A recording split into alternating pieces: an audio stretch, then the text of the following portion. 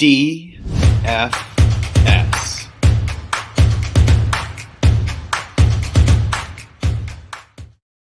It is Friday, September 16th here in Draft Shark Studios in Rochester, New York. Welcome to our Week 2 DraftKings podcast. I'm your host, Matt Schaff. With me, as always, is Jared Smola. Jared, I don't know about you, but Lamar Jackson kept me from a positive Week 1, both on DK and in underdog Week 1 drafts. Any particular takeaways from you in Week 1 DFS action? My cash game lineup was good. My tournament lineups goose egged. I thought, it was a pretty chalky week with like Saquon Barkley and Michael Pittman were two of the highest owned players in DFS, and they both went off. So, if you had them in cash, you were good. You actually kind of needed them in tournaments even, and I tend to fade those guys in tournaments. I had some Saquon in tournaments, but I full faded Michael Pittman at his ownership, and that didn't work out. And Jonathan Taylor, of course, did quite a bit, and Derrick Henry did not if you had him. So, yeah, I didn't. Not a great week, but we move on. We move on to Week 2, and we're going to do some picks and try to make some money back this week. So starting at quarterback, Jared, what do you like? I'm going Trey Lance here. $5,700. Like I'm giving him a mulligan for last week in the rainstorm. No George Kittle in that game for Lance. Now it looks like he's not going to have Kittle again this week, but hopefully the weather's better. It'll be better. We'll see how much better. I saw already there's potential rain for that game as well. So we'll have to keep an eye on that. But, we got the 13 carries out of Trey Lance. 9 of them were designed. We could project him for like 10 or so carries per game. And that's just huge, especially when a guy's just $5,700 on DraftKings. Yeah, that's like top of the league rushing for a quarterback, which is what we assume and why we're interested rather than wary of a quarterback who still has plenty of questions about playing quarterback in the NFL. So yeah, I certainly agree. Trey Lance, 5,700 in play here. We'll see about the weather heading into the game. In case you're listening to the recording afterward, this is 1:00 on Friday, so we don't have final injury reports yet. So we'll see about George Kittle, but I'm not sure that really affects Trey Lance for cash games on DK this week. I think Carson Wentz is also in play. If you're wary of Lance or, whatever, Carson Wentz, 5,800. Lions open the year 5th worst in Week 1 defensive DVOA. This game has the 4th highest over-under of the entire week, 7.5 more total points than Niners Seahawks. So there should be some points here relative to the rest of the slate. I think Carson Wentz showed us last week that he can score points. Cash, we don't need a ton from him at $5,800. On the GPP side, Jared, what are you favoring a QB? Yeah, so I have Wentz as a potential GPP play. Price is fine. Curtis Samuel and Jahan Dotson remain super cheap. I mean, you can double stack those two. You could double stack one of them with Terry McLaurin. There's obvious run back options on the Lions. I just think the Lions are going to be in a lot of shootouts this season because the defense is bad and the offense is good enough to keep up with some of these teams. So I like that game. It has a high over under, so it's not really sneaking up on anyone. But I do like stacking up that game. I like Derek Carr as well. He's not going to be super low owned, but that Cardinals defense is just bad. I mean, the Chiefs had their way with that defense in Week 1. And then they, kind of struggled on Thursday night against a much better Chargers D. But, just a reminder of how bad I think that Cardinals D is going to be. The other thing I like about Carr is how condensed of a, target tree it is. We know it was like 80% of the targets last week went to Davante Adams, Darren Waller, and Hunter Renfrow. So I would, I'd stack Carr with Adams and then pick, either Waller or Renfrow as the double stack for Carr. Mm-hmm. Those two are certainly going to be more popular. Obviously if the popular ones hit, then it's not a huge deal, but what do you expect on ownership rate once we get into GPP time? I don't think Wentz will be high owned. Derek Carr and Davante Adams. Sorry, that's what I meant by that. Oh yeah. So we have Carr at 9% right now. So that is, on the higher side, it's actually second. So this is funny. I wanted to mention this. I thought like a Rams passing game stack would be kind of sneaky after, they bombed on Thursday night. Matt Stafford's projected to be the highest owned quarterback, which that's not a major surprise. Mm-hmm. Allen Robinson is tied for the highest projected owned rate among wide receivers. Like that's where we're at in DFS nowadays, where someone actually sucking in Week 1 makes them popular because people think they're being sneaky, but it looks like Allen Robinson's not going to be a sneaky place. I was considering using a Ram stack in tournaments. I think I'm going to be off it now because of the ownership. Yeah, and Cooper Kupp is going to be high owned as well. And I agree. I was looking at the Allen Robinson ownership, and it was interesting. I'm sure the fact that he's not that expensive, and I have him highlighted on FanDuel, so we'll talk about him later. That helps, the expectations heading into the season. That obviously helps the thoughts of the bounce back. And I'm sure that there are plenty of people playing Allen Robinson here because they're too scared to play him in their season long lineups in week 2 while we wait to see what's there. But it's certainly interesting. And like you said, so like the flip side of that is the Washington guys. Curtis Samuel was a revelation in week 1. He heads into week 2 with a low ownership projection. It was like 5% on DraftKings when I looked. So, a couple years ago, even I think you would see the way week 1 played out and be like, well, I guess I'm not using Curtis Samuel in week 2 because he's going to be pumped up there. That's not the case now because everybody has realized that. And now sometimes it swings too far back. So I agree that puts Carson Wentz and his wideouts in play because all 3 of those Washington wideouts are projected for 6% or less. Samuel and Jahan Dotson are the cheaper ones, but Terry McLaurin, obviously the guy with the track record. So it wouldn't be shocking if he has a rebound week. He's going to come in low, costs a little bit more, so you have to plan a bit more around it. But I think playing with that Washington group is interesting. I also think Russell Wilson looks good here. 6th in ceiling projection in our numbers for the week. Easily the lowest ownership projection among the top quarterbacks on DraftKings. The $7,200 salary, I think, is going to keep him low in that ownership category. Jerry Jeudy's at $5,600. He's projected for single-digit ownership. That's not super cheap where it's going to draw too much attention, but it's cheap enough to fit with other things. And like I said, I think he's going to stay in that single-digit range. Cortland Sutton is there to help diffuse that ownership. He's more expensive, but he's headed for about the same ownership projection right now. And then Albert Okwuegbunam at 3,700 is interesting as well. His ownership is projected a little bit high, probably primarily because of that salary. But if you've already got Russell Wilson at a low rate, if you've got Jerry Jeudy at a low rate, then you can play cheap Albert O and not worry so much about, playing somebody that's among the higher owned players at tight end. And then the other part of that is I think Javonte Williams is going to hit Sunday as the highest played Bronco. So, you're getting a little bit contrarian versus that in a GPP field. Yeah, I'm glad you brought up Wilson. I like him as a GPP play. I think he's actually overpriced by maybe like $500, and that's why his ownership is going to be low because I think everyone knows it's a good spot at home for Houston. Denver has the 3rd highest implied total on the main slate, but I do think the price is going to keep people off Wilson. But like you said, the 2 wide receivers and Albert O are both, I think, maybe a bit underpriced. That kind of helps balance it out. You have plenty of salary left to work with if you, stack up Wilson with maybe one of those wide receivers plus Albert O. And if you really even want to bet on Javonte Williams just being like a 10 target a game guy, you could always stack Wilson with Javonte and one of the wideouts and, differentiate on your Javonte exposure by having a quarterback with him. Yeah, and I think Brandon Cook's an easy run back if you're stacking up the Broncos. Although there might be one other at another position we're going to talk about. Cash for running back. What do you like on DK this week? So I'm starting with Saquon, but I guess I'm starting with Daryl Henderson, $5,700. I just think even if it's like a 50-50 split, he's a decent play at home as a big favorite, high implied total against a bad run defense. So I'll play Henderson in cash, and then Saquon Barkley is the second guy in for me. $7,300 on DraftKings. Based on what we saw in week 1, I think that's still like $1,000 too cheap. When you look at just how good he looked, pre-torn ACL, Saquon Barkley, and then the usage, 82% of the snaps, 18 carries and 7 targets. He is the focal point of that offense. I think you're going to see Saquon up in the 8,000s before long. So I'm, taking the discount here at 7,300. I definitely agree with that. Obviously the price is up. The ownership's going to be up. That doesn't matter for our cash lineups, but I don't think he's priced anywhere near what his week 1 usage is and the usage that we came into the season expecting. So I agree with that. Daryl Henderson, once we get farther into the season, if we have somebody in that exact same scenario where, the question is, does he keep that role that he had last week? And he's $5,700, then I'll be more interested. I think right now we're still a little bit too close to the soft opening of the season pricing. Leonard Fournette, for example, at $6,700. I mean, he should be in the 8K range based on what his role is, what his offense is, what we already got from him in week 1. He's $6,700, so he's only 1,000 more than Daryl Henderson. So I don't feel like I need to go down to the uncertainty of Henderson.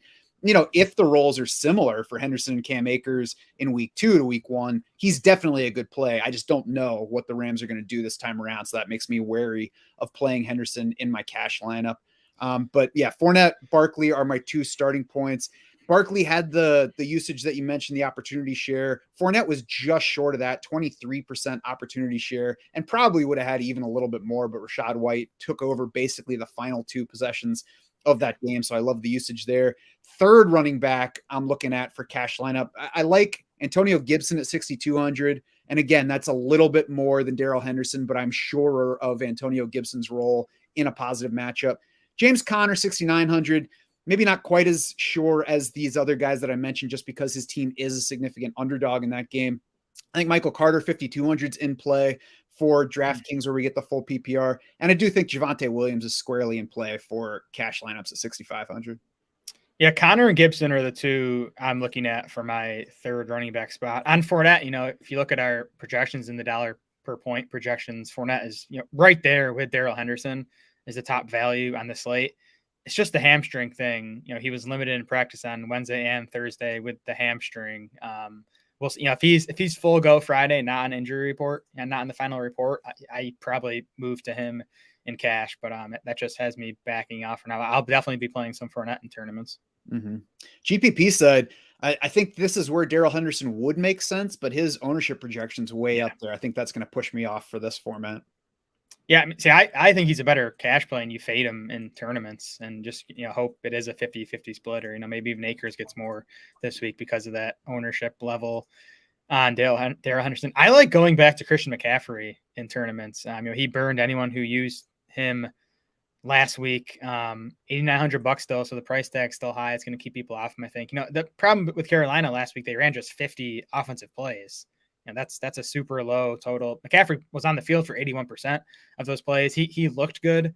6th in PFF rushing grade, 8th in PFF receiving grade. So, he's healthy. The injuries he's had the past couple of years are not a concern. And then, we talked about it on yesterday's show that the Giants linebacking core, how bad we think they're going to be against running backs in coverage all season. We saw that in week 1 with Dontrell Hilliard catching 3 balls for 61 yards and 2 scores. So, hopefully this Panthers coaching staff is smart enough to, get McCaffrey isolated on those guys. And I think he can have a big day in the passing game. Yeah, certainly can't argue against playing Christian McCaffrey here. I'll be curious to watch his ownership projection into the weekend. A couple of lesser played guys. Rex Burkhead's the guy I teased at $4,900. I think he's an interesting run back for a Russell Wilson lineup because the Denver defense should be much more favorable in coverage versus running backs than wide receivers this season. They're pretty strong at cornerback. So I could see a tough game for Brandon Cooks.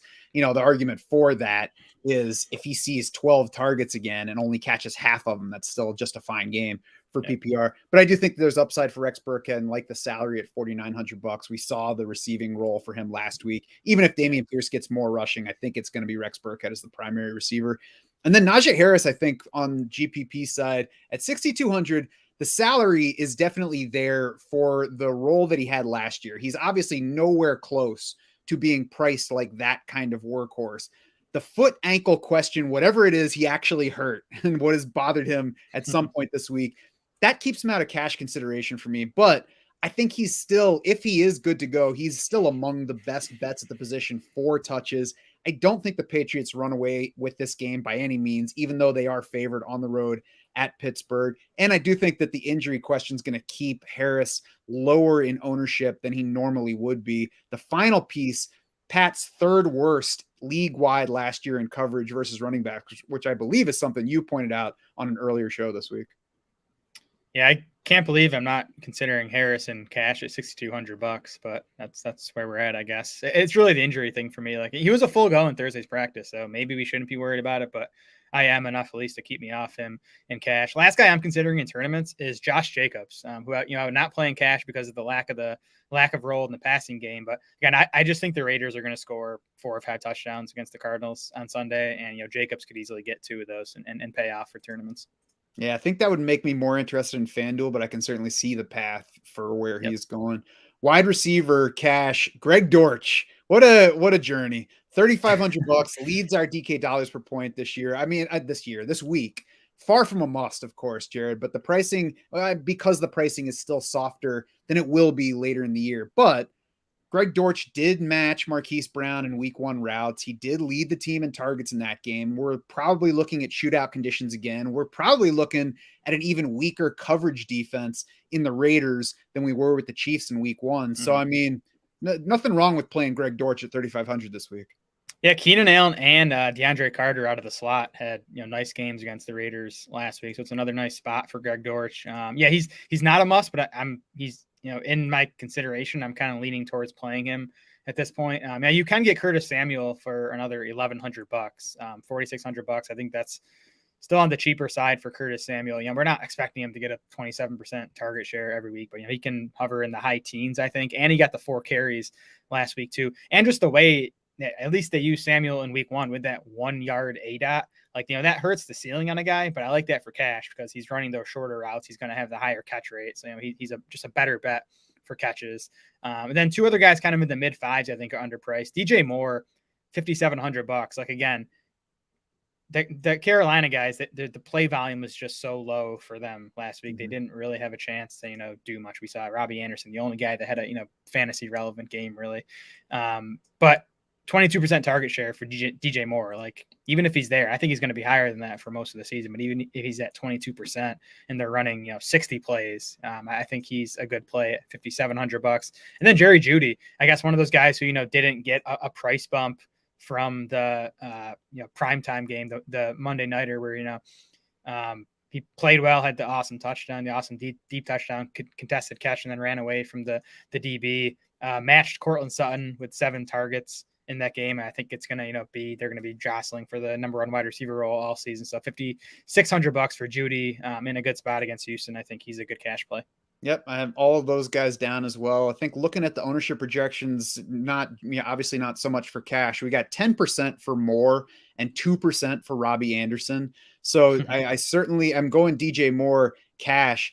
I think Robbie Anderson is in play for GPP lineups at 2%. I mean, we saw last week he's going to be on the field as much as DJ Moore. We don't know yet what Baker Mayfield is going to favor. We did hear this offseason that Matt Rule was saying he thought that Robbie Anderson would fit better in the new offense under the new coordinator this year. So I already talked yesterday about the matchup. The Giants matchup is good for both of them, but the Giants are specifically without their number 2 corner, which could favor Robbie Anderson. So 5,300 is going to keep people from flocking to him. 2%, very low. And I mean, we already know he's the type of player that can make, 1 or 2 big plays that just give you a big game regardless of what else happens. So I'm attracted to Robbie Anderson at that 2% ownership rate this week in GPPs. Yeah, it makes sense to me. I like Tyreek Hill for tournaments this week. 12 targets in his Dolphins debut. Tyreek, by the way, just $7,100. And still, to me, has as much upside as any wide receiver on this slate with his big playability. And this Ravens secondary is already banged up. I mean, they lost Kyle Fuller for the year in week 1. Marilyn Humphrey missed Friday's practice. Marcus Peters, I think he's trending towards playing, but he hasn't played in well over a year now. So there are questions in the Ravens secondary. And if you're going to give me 10 plus targets out of Tyreek Hill for this price tag, I'm going to get some exposure to him in my tournament lineups.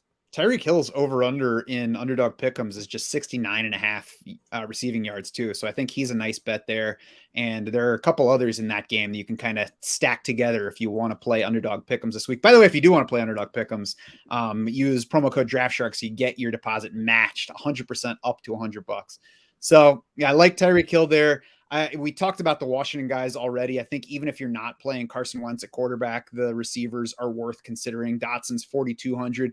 McLaurin, you're probably not playing without Wentz, I think, at $6,600 just because you can get other guys in that range. But, Samuel's still in the 4K range, so I think you can play him without his quarterback. One other guy that is going to be way underplayed is Jarvis Landry. 2% ownership projection for him, $5,000. So it's not a low enough price that it draws your eye. And the reaction, I think, generally is, yeah, Jarvis Landry's fine, but he doesn't have a ceiling. The guy finished 17th among wide receivers in week 1 without scoring a touchdown. The only wide receiver that finished higher than that without a touchdown in week 1 was A.J. Brown. So I think Jarvis Landry is squarely in play. Obviously, this is the format that increases his ceiling because, if he has that 7 catch for 100 yards, he doesn't need the touchdown. Then if he does pop a touchdown, obviously the day blows up. I think that it would be interesting to throw in a couple of Jameis Winston, Jarvis Landry lineups here. I think Chris Olave is a little too expensive at 4,500 for me to take a shot on him just because I don't think the targets are going to be there for both him and Landry. But Winston Landry, I think, is an interesting starting point for a couple of tournament lineups. How about Michael Thomas? I think he's in play too. I mean, he's $800 more than Jarvis Landry, but still just $5,800. That's a cheap price for Michael Thomas, who looked healthy in his return last week, saw the 24% target share. So I like Thomas and Landry. You know, Landry had a 13.5 yard average depth of target in week 1. So like, let's not assume that the Saints are going to use him like every other team has. You know, we know Jameis Winston likes throwing it deeper.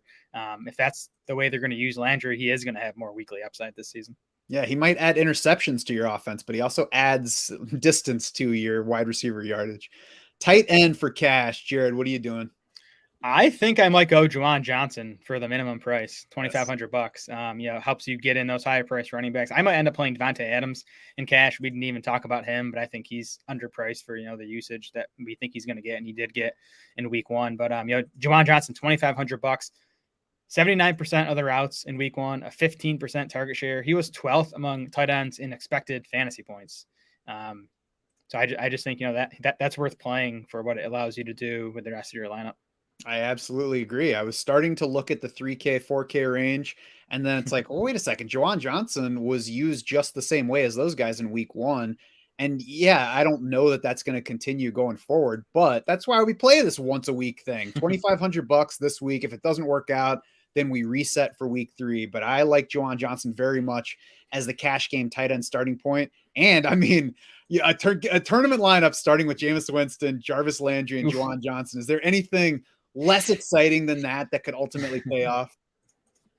No, I like it. You could, you know, run it back with Leonard Fournette. That's right. GPP side, what do you like? Yeah, so I got to mention my guy Tyler Higby, which I did all last year, and it usually didn't work, but I'm going to go back to him in GPPs. I'm hoping he's going to be, you know, one of the lower owned Rams. You know, we know, again, Stafford's going to be pretty popular. Kupp, Robinson, Henderson. I think, you know, Higby might be, you know, 5th in line for at least ownership wise among Rams. I'm going to go back to Mark Andrews too, who I played last week, and he was disappointing. His price is down $400 now. He's just $6,400. Got the usage you want out of Mark Andrews. 23% target share, ran a pass route on 94% of the pass plays. And the Dolphins, 30th in Football Outsiders tight end coverage last year, and they're 26th through the first game of this season. So it looks like a plus matchup for Andrews. And again, I think with the Ravens secondary injuries, you know, that could help that game. You know, maybe not shootout, but be a bit higher scoring than we're expecting. Do you really think it's fair for you to still call Higby your guy after the way you were talking about him by the end of last season? I know, I'm ready to get hurt again. I want to like Evan Ingram here, but I got to see more from the Jaguars passing game, even at the price and the ownership level, before I'm really betting on him. I think it's more of a cash consideration. And then, you know, I got to Juwan Johnson, who is even cheaper. So we'll see. I think right now it's maybe more of like an over-under bet on the yardage for Ingram than it is sticking him in lineups, because that way, even if he just outperforms expectation, but falls short of actually giving us, you know, like week winning stuff, I think that's the way to play it right now, as opposed to DFS lineups, especially when there's more upside in Denver. I think Albert O, you can play even without Russ, although the ownership's probably going to be up on him a little bit. I think Juwan Johnson is playable even without Jameis Winston because of the salary flexibility he gives you. You can get that upside elsewhere. Darren Waller and Mark Andrews, they're projected for single-digit ownership right now. I think both would be in play if that continues into the weekend. It might just be spread around too much at tight end this week for ownership rate to really factor into the outlook for either of those guys. Yeah, I love Andrews and Waller. I'm really trying to get myself to play the elite tight ends more in tournaments, just the guys that can, you know, give you 25 points, and Andrews and Waller can do that. And especially if they're going to be, you know, sub 10%, I think they're great tournament plays. Mm-hmm.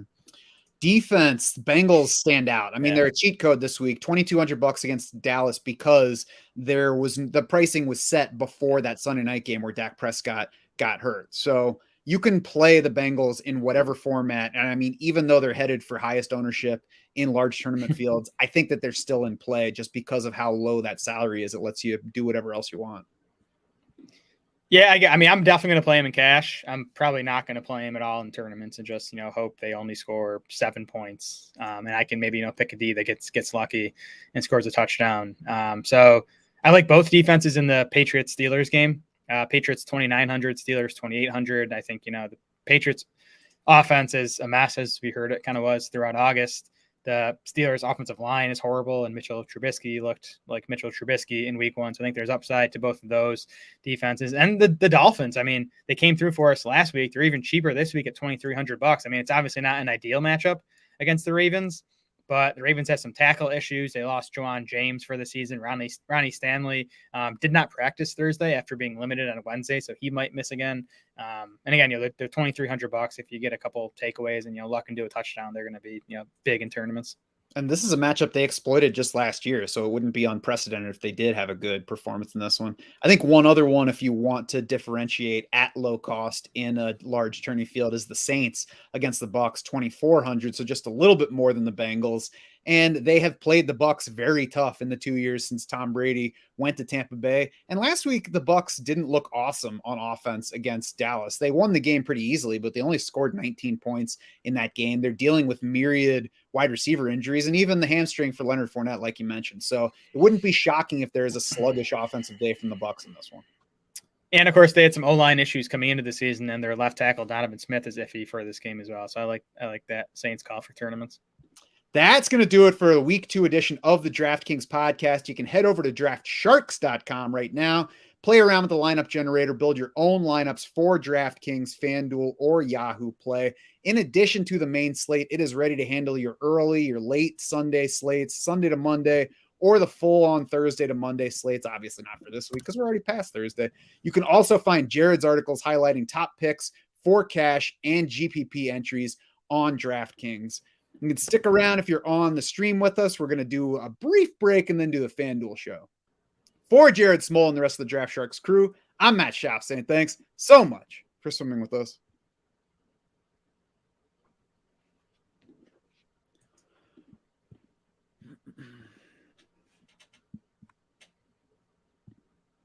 It is Friday, September 16th here in Draft Shark Studios in Rochester, New York. Welcome to our Week 2 FanDuel podcast. I'm your host, Matt Schaaf. With me, as always, is Jared Smola. Jared, on FanDuel this week, I don't think we have to go quite as cheap as on DraftKings and go all the way down to Trey Lance, which I would prefer to not trust just yet. But I like some guys in the 7K range. What are you doing for cash quarterback on FanDuel?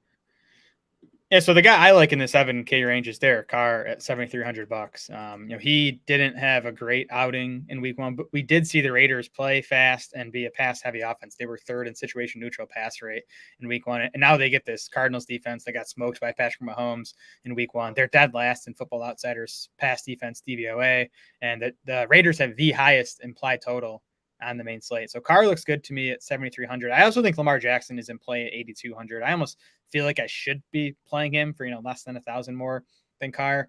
But that we have offensive line concerns in Baltimore, and I'm really keeping an eye on Lamar's rushing. He did not run much in week 1. I want to see if that changes in week 2. So I'm a little gun shy on Lamar. I'll probably, save the $900 and play Carr in cash.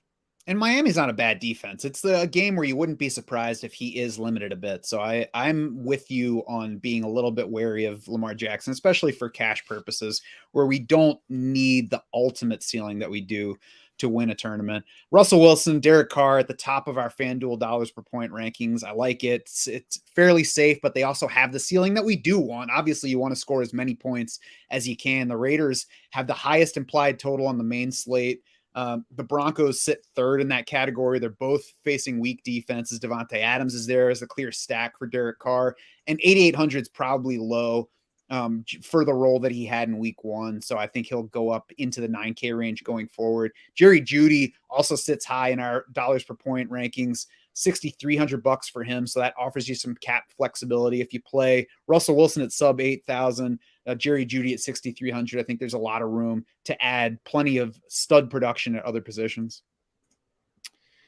Yeah, I like Russell Wilson for tournaments as well. I think Lamar Jackson's a good tournament play. And then I think Trey Lance makes sense in tournaments on FanDuel. I do think he'll be lower owned on FanDuel than he will be on DraftKings because he doesn't stand out as big a value on FanDuel. We still have the massive rushing upside. We saw him get 13 carries in week 1. And, this is we obviously had the weather conditions in Chicago. If he gets better weather here, he gets a Seahawks pass defense that, is 27th in Football Outsiders pass defense rankings through week 1. They were 26th last year. They just lost safety Jamal Adams, their best secondary piece for the season. So it's a really good spot for Trey Lance. I think it's a definite bounce back spot, and he's more than affordable on FanDuel. I'm trying not to be distracted here, Jared, but I've getting notifications on my phone from somebody in one of my leagues dropping Albert O to pick up OJ Howard and Oh, picking up Geno Smith in a one oh. quarterback 12-team league. I'm like, come on, guys, don't do this while I'm recording the show. That's the kind of stuff that's going on this week. We're getting questions about stuff like that. Should I drop this guy who actually plays tight end for Taysom Hill, who's going to get 3 touches a week?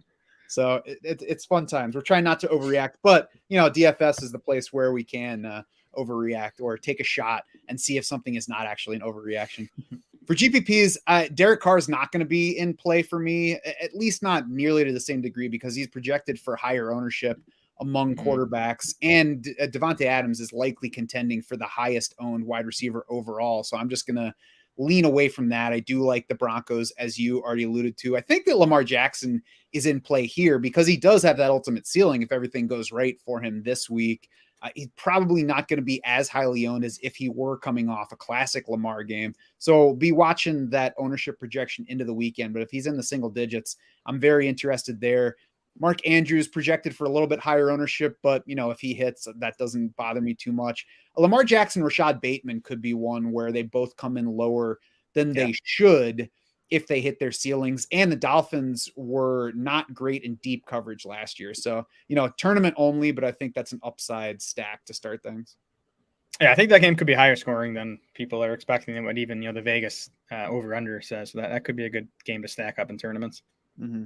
We mentioned the Washington guys on the other show. I think they're in play. I wouldn't say I'm excited about Carson Wentz at 7,400 when we can get Russell Wilson at 75, and the receivers are in the 5K range. So, these guys are in play. It worked out last week. It could work out again this week, but it's not a specific target stack for me this week. Yeah. Head over to DraftKings if you want to stack up Washington. I think they're better plays there. Running back for cash. What do you like? I'm playing Daryl Henderson here. Curious to get your thoughts on that, but $6,200. I don't know. I think it's most likely that he gets similar usage in week 2 as he did in week 1. I mean, Sean McVay throughout his coaching career so far has, tended to favor a clear lead back. And that was obviously Henderson in week 1. And the matchup's just so good. Atlanta dead last in Football Outsiders run defense rankings through week 1. The Rams, 10-point home favorites with the second highest implied total on the slate. So it's just a perfect situation for a back in cash.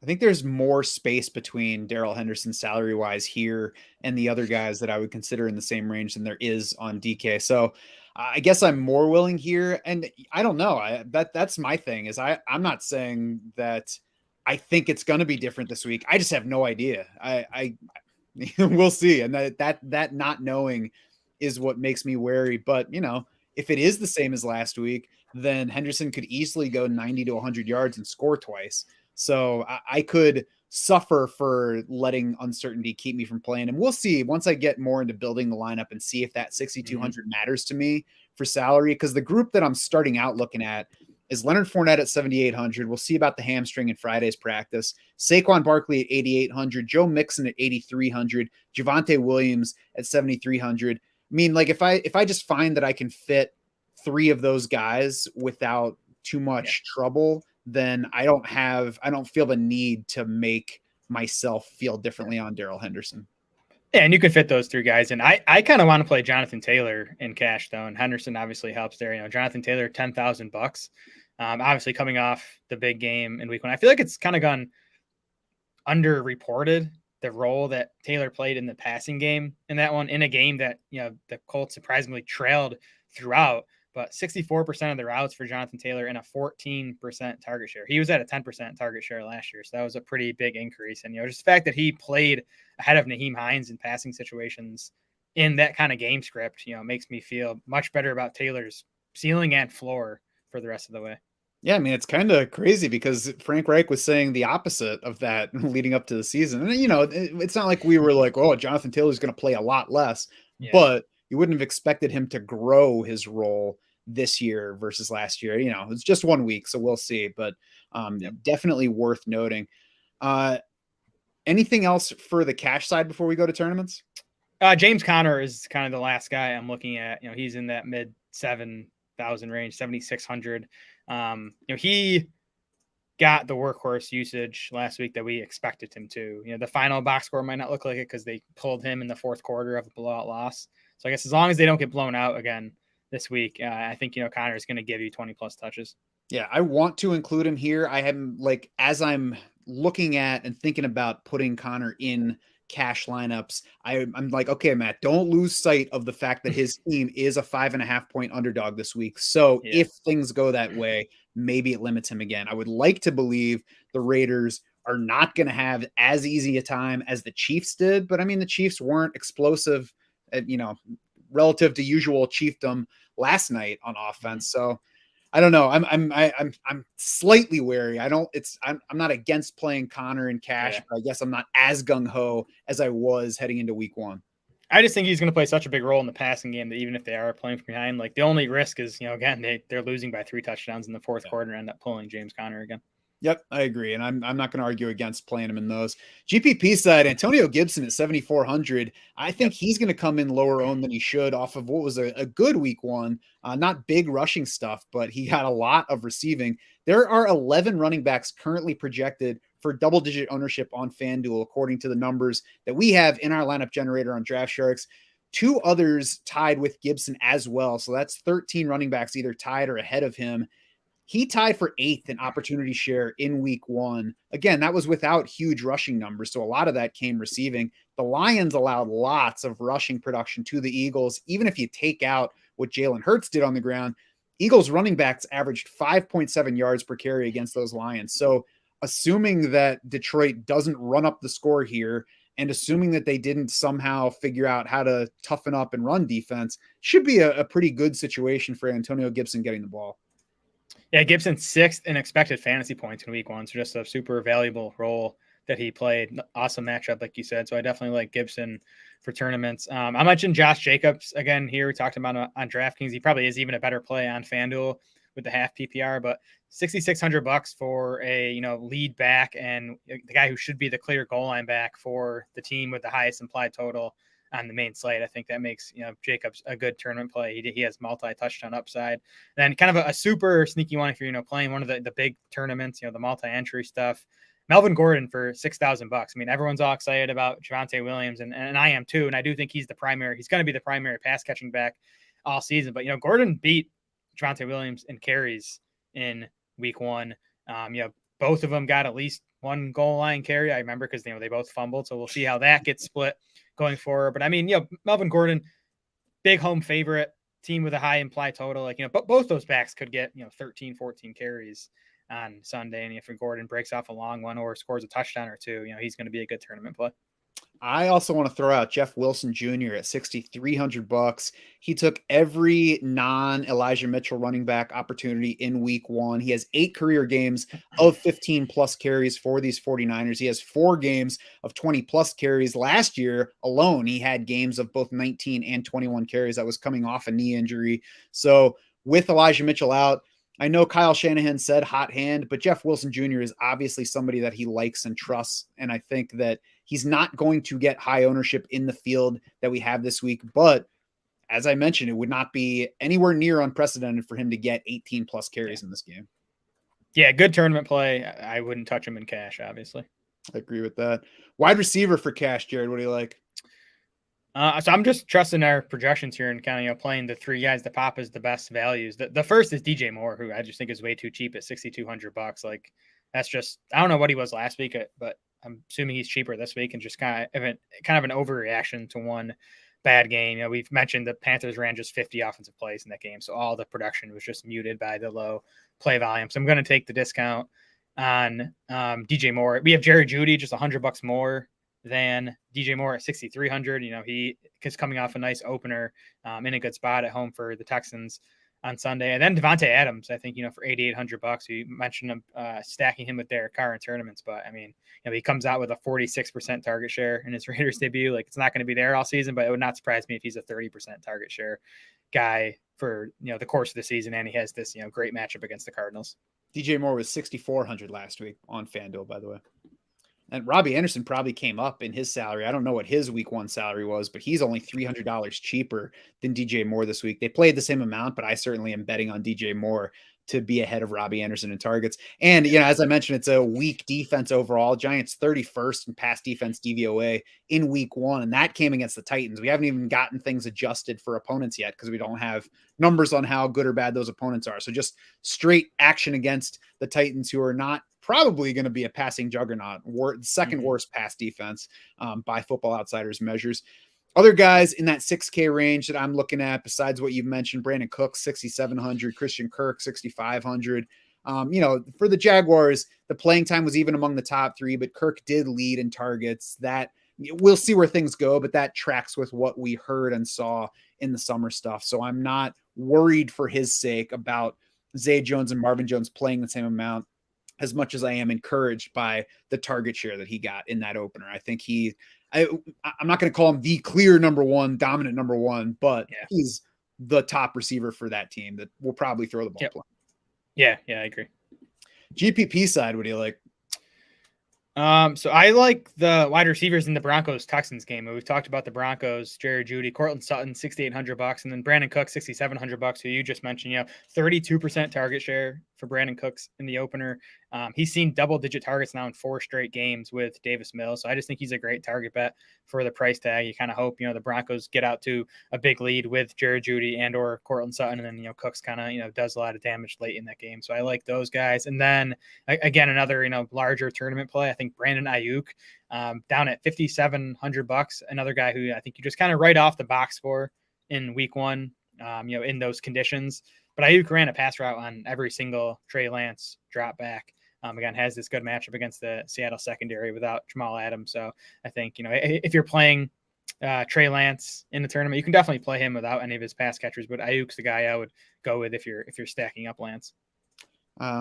Yeah, I mean, I agree with the mulligan on last week. I don't think I'm going to get to Ayuk anywhere on here this week, but I can understand the case for him.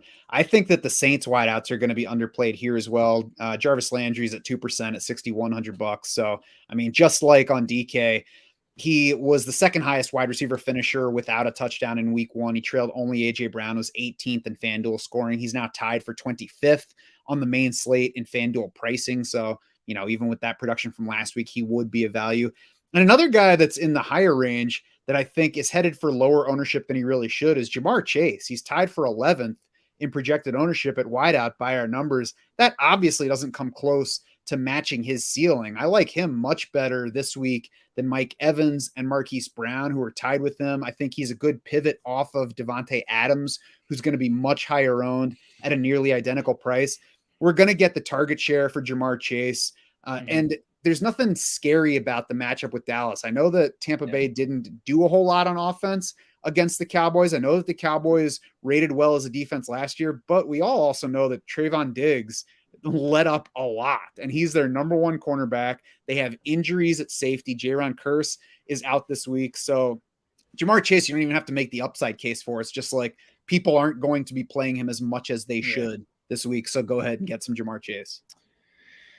Yeah, Chase is tough because I feel like if I play him, I'd want to play a Cowboy on the other side. Because I think for Chase to hit his ceiling, you're going to need Dallas's offense to do something. I don't know what Cowboy I'd play. Like CeeDee Lamb, I'm sure is going to be super low owned, but $7,700 is kind of tough to pay that with Cooper Rush under center. Maybe you take a chance on one of the running backs. I mean, none of the guys individually look like good plays to me, but again, I do kind of think you'd need some Cowboy to do something if Chase is going to actually hit his ceiling.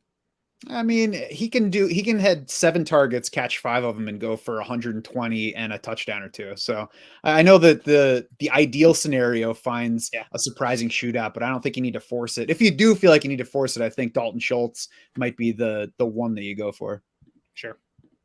And Allen Robinson, we haven't really talked about much. We talked about him on the DK show, but high ownership projection this week. So if he's a guy that you're going into DFS this week saying, all right, obviously they like him, they paid him, it's bounce back time. That's what everybody is saying. Everybody's using Allen Robinson this week. So I don't think that I'm going to be playing him at all. Yeah.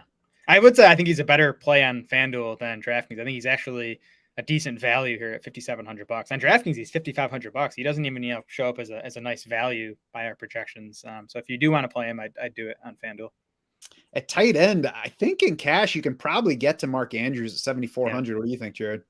Yeah, that's where I'd like to get up to. Kyle Pitts is tempting again at 5,900, but it's like how many times can we get burned by this guy? I do think in tournaments, Pitts still makes sense, but I would definitely like to get up to Mark Andrews and cash. Obviously disappointed a bit last week, but got a 23% target share, was on the field for, basically every single pass play. And this matchup looks good. Miami was not good against tight ends last year. And then through week 1 of this season, they're sitting 26th in Football Outsiders tight end coverage rankings. I'm not going to be getting to Kyle Pitts in any format on here. He's certainly, in play at 5,900. I get the case for him, but the other guys are safer than he is, and the ceiling's higher. The Raiders have an implied total of 28.5 for Darren Waller's purposes. Yeah. The Ravens are at 24. The Falcons are at 18.25. So he's got Marcus Mariota as his quarterback. I guess the best case scenario for his upside is Atlanta has to throw the ball more and they're chasing. That means that they're not playing a very good game. It probably means turnovers for the quarterback. There's, never going to be as much touchdown upside. So, and now we've got higher ownership because the salary is down and because there are so many Kyle Pitts fans, they want to capitalize on it. So I'm just not going to get there at all this week, regardless of format. Yeah, I mean, I'm with you that Andrews and Waller straight up are much better plays. It's the price on Pitts.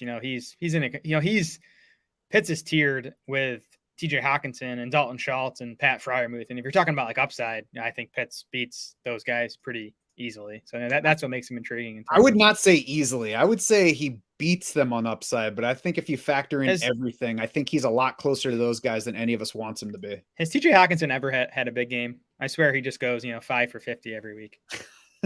Hey, Kyle Pitts has 1 career touchdown. So let's not get too down on TJ Hawkinson here if we're talking about that comparison. On the GPP side, it looks like Darren Waller is going to be headed for lower ownership relative to the other big name guys here. He's much more interesting to me than Kyle Pitts here if I'm paying up at tight end. Mark Andrews is probably going to be higher owned, I think, than Waller. Yeah, we have Pitts at 16%, Andrews at 11, Waller at 8. I definitely, factoring in price as well, I definitely think Waller is the best tournament play among those three, and what just should be the best game environment. That game should be a shootout. So I like Waller. Zach Ertz is actually on my radar on FanDuel here, $5,200. Again, I think that game's going to be a shootout.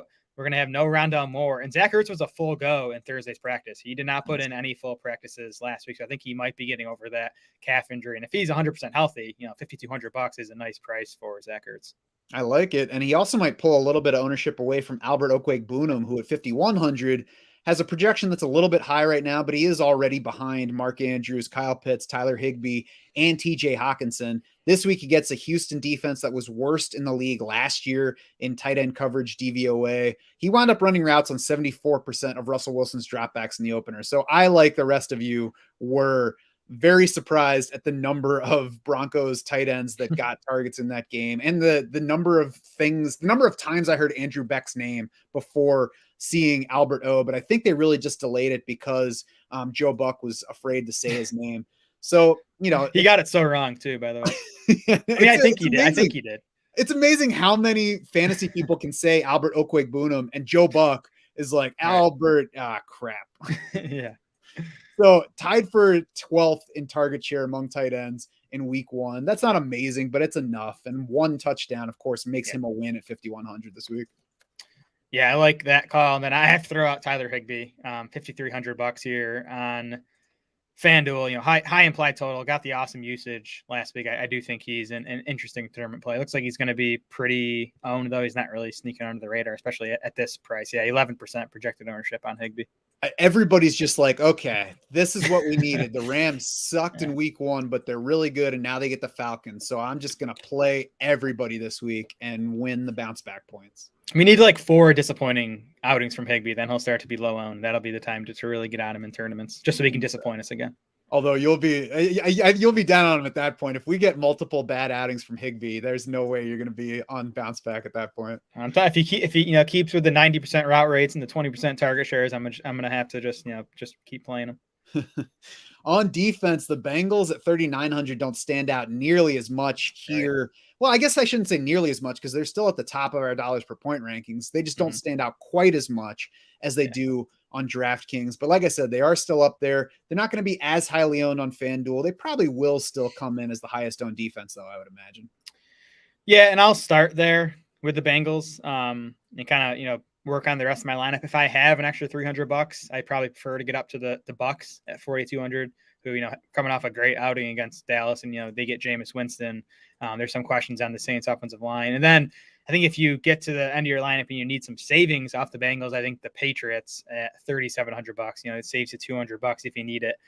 They get the Steelers, who, the O-line is as bad as we thought it was going to be. And then, turnover prone quarterback in Trubisky.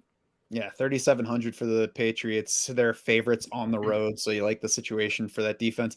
I think for the Bucs defense, it might be, I don't know, a rare opportunity to start the defense and stack it with like Saints receivers, because the ideal situation for all those guys might be Jameis throwing, 2 first half interceptions, needing to bring them back in the second half, and then just targets galore for Michael Thomas and Jarvis Landry. And of course, Juwan Johnson, everybody's new favorite tight end. That's right.